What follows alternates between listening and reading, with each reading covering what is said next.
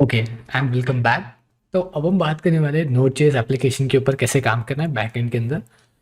देखो, node JS and express JS का backend हम इस्तेमाल कर रहे हैं, तो ऑब्वियसली हमें जो काम करना पड़ेगा वो node JS and express JS के ऊपर पहले करना पड़ेगा, बिकॉज वहाँ से हम डेटा को ले रहे हैं। ओके, तो शुरू करते हैं। उससे पहले मैं आपको ब्रीफली आइडिया देना चाहूँगा कि एक बार आप चेक कर लो कि आपका जो प्रोजेक्ट है वो सही तरीके से वर्क कर रहा है नहीं, रन हो रहा है नहीं, ये सारी चीज़ें आप एक बार देख लो, मेक श्योर कर लो, वो बेटर रहता है। और इंडेक्स डॉट जेएस अभी के लिए पूरा का पूरा एम्प्टी है, ना ही मैं किसी फोल्डर के अंदर मैंने कोई भी फाइल रखी है, जस्ट मैंने फोल्डर्स को क्रिएट करके रखा है। तो और इंडेक्स डॉट जेएस ये हमारी फर्स्ट फाइल है। इसके अंदर क्या करना है, आई होप कि आपने सारे पैकेजेस को इंस्टॉल कर लिया सही से।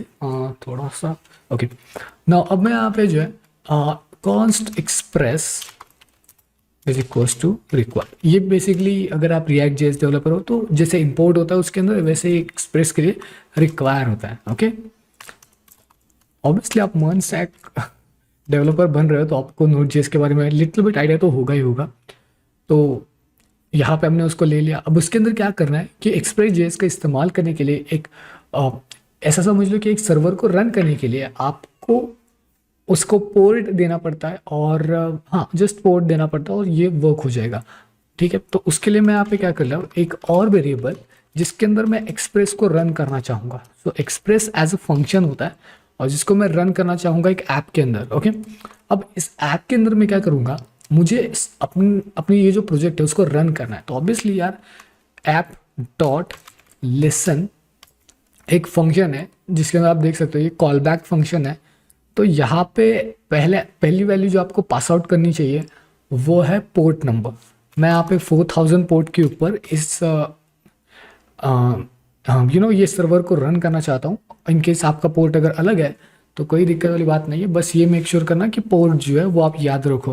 पहले उसकी भी कोई ज़रूरत नहीं, जब हम इन्वायरमेंटल फाइल को क्रिएट करने वाले हैं हम पोर्ट को उसी के अंदर ऐड कर देंगे, तो आपको ज़्यादा टेंशन लेने की ज़रूरत नहीं है।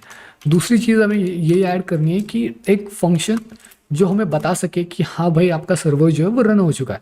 तो उसके लिए मैं लॉक कर लेता हूँ, इसके अंदर लिखूंगा मैं लिसनिंग, और या फिर रनिंग, कोई भी आप ना लिख सकते हो, रनिंग ऑन पोर्ट 4000। ओके, इससे पता क्या चलेगा कि यार हाँ ये चीज़ रन हो रही है और उसके बाद ये जो है ये पोर्ट 4000 के ऊपर रन हो रहा है। ओके, अब दूसरी चीज़ जो है अगर मैं आपको बताऊं तो यहाँ पे देखो, आप सीडी हमें सर्वर के अंदर जा कर के इस सर्वर को रन करना पड़ेगा, राइट।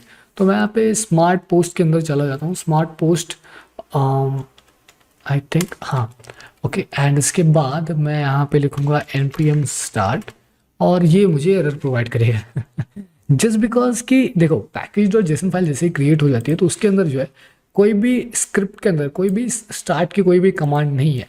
तो यहाँ पे आपको स्टार्ट की पहले कमांड देनी पड़ती है और वहाँ पे आप लिखो नोड और आपका एंट्री फाइल। ओके, इस इन केस आपके अंदर ऐप डॉट जेएस हो सकता है, एनी अदर नेम जो कि मेन फाइल हो सकती है, तो वो नेम आपको यहाँ पे देना है। अगर मैं इसे रन कर देता हूँ, लुक लाइक दिस, देख सकते हो आपने ये क्या कह रहा है, रनिंग ऑन पोर्ट 4000।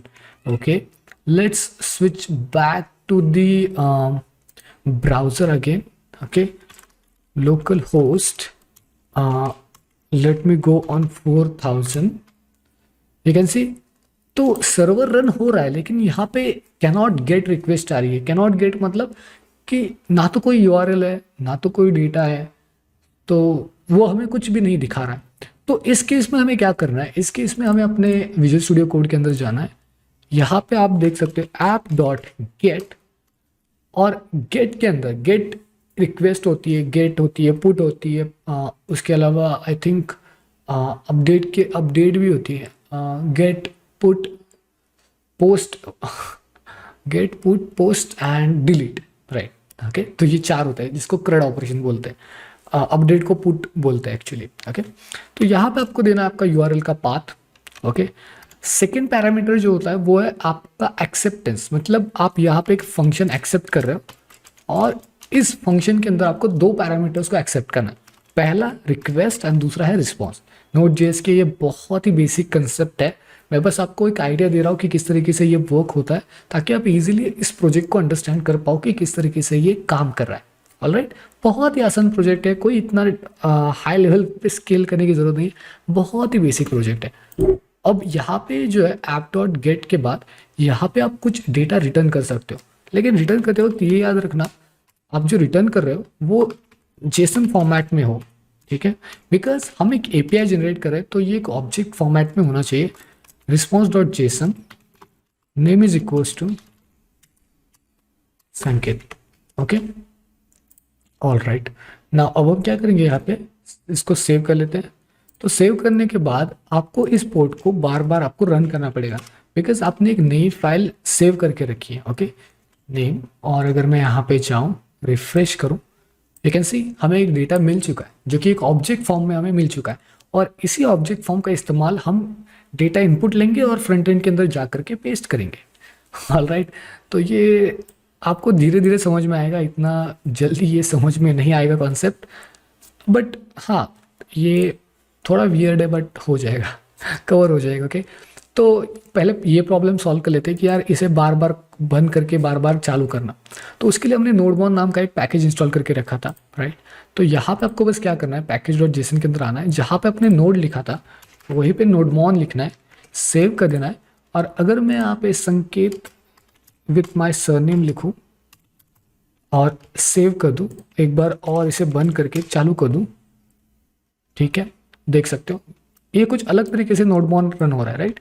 अगर हम यहाँ पे चले जाए, रिफ्रेश करूँ संकेत विथ माई सरनेम, एंड अगर मैं इसको डिलीट कर दूँ और सेव कर दूँ, ये देखो ये रिस्टार्ट हो रहा है अपने आप। और अगर मैं यहाँ पे रिफ्रेश कर दूँ, ठीक है, तो बहुत ही अच्छी तरीके से हमने इस सर्वर को सेटअप किया। लेकिन खाली सर्वर को सेटअप करने से काम नहीं चलेगा, हालांकि एक रिक्वेस्ट है, हमारे पास काफ़ी सारी रिक्वेस्ट आ सकती है। हम ब्लॉग की वेबसाइट बना रहे हैं तो हमें पास डेटा आना चाहिए, हमारा मोंगोडीबी हमसे कनेक्ट होना चाहिए, राइट।